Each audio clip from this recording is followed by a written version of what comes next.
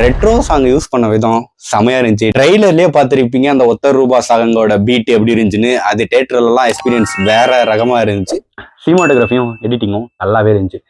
இதுக்கப்புறம் வந்தோம்னா நம்ம டைரக்டர் ஆதிக்கை பத்தி சொல்லி ஆகணும். ஆதிக்கோட போன படம் மார்க் ஆண்டனி இதே மாதிரி ஒரு பிளாஸ்ட் தாங்க. நம்ம அவர்கிட்ட எதிர்பார்க்கறது எப்பயுமே காவியம் கிடையாது. அவர் ஒரு மாஸ் மசாலா கமர்ஷியல் டைரக்டர்.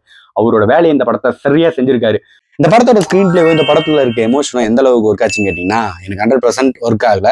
இந்த படத்துல எமோஷன் ஒர்க் ஆகுதா இல்ல கதை ஒர்க் ஆகுதா அப்படின்ற பார்க்க வேண்டிய அவசியமே கிடையாது. ஏன்னா இந்த படம் ஃபுல்லாமே ஒரு ஃபேன் பாய் சம்பவன்றதால ஃபுல்லா ஃபயர் தான். இந்த படமே ஒரு ரோலர் காஸ்டர் ரைடு மாதிரி தான் இருக்கும்.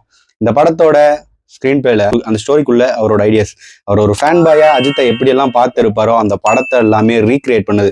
ஒரு கேங்ஸ்டர் அஜித் அப்படின்றத காட்டுறதுக்காக அவரு அஜித்தோட பல படங்களில் இருக்கும் கேங்ஸ்டர் கதாபாத்திரங்களை எடுத்து இந்த கதாபாத்திரத்தை உருவாக்குனது அப்படின்றதே ஒரு பயங்கரமான விஷயம். இந்த படத்துல கதை இல்லை அப்படின்னு கேட்கறவங்கலாம் என்ன சொல்றது அப்படின்னு தெரியல. இந்த படம் கரெக்டா ஃபேமிலி ஆடியன்ஸ் ஒர்க் ஆகுமான்னு கேட்டீங்கன்னா எனக்கு டவுட் தான். பட் அஜித் ஃபேன்ஸ்க்கு பயங்கரமான ட்ரீட்டா இருக்கும் இந்த படம். பெஸ்ட்